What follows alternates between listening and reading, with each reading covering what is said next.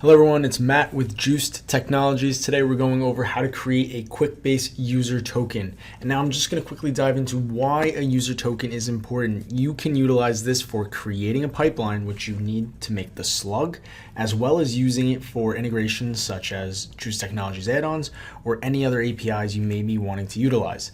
Things to remember, the permissions for user tokens are based off of the user who creates them. So if you have a support account or basically just a service account in general, you would likely want to use that to make this. But today we're going to dive into quickly how to make this from the new navigation as well. So what you might see is in the top right corner of the screen here is we have Hi Matthew Tillinghast.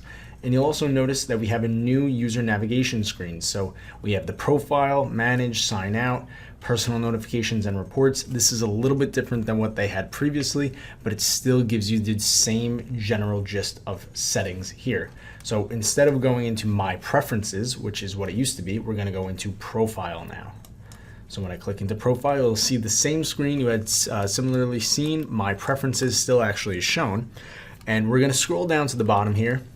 And you're going to see the last hyperlink available, manage my user tokens. You're going to go ahead and click on that. And you're going to see a list of the existing user tokens for my builder account. And then we're going to go ahead and hit new user token. And from here, we're going to name it whatever we want. We're just going to call this Matt's test. Description is something for you to know, so maybe something like do not delete, especially if you're going to use this for one of our add-ons or a pipeline. Of course, if you delete this user token, it will break that pipeline.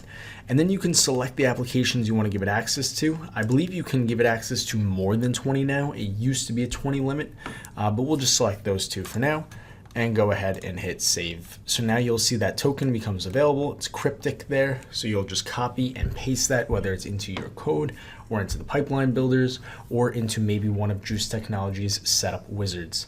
We hope this video was beneficial for you guys today. If you want to learn more about Quickbase and how you can utilize the tools available to you with your subscription, please contact support@juicetech.com or like and subscribe to our YouTube page where we have videos like this available all the time. Thanks so much.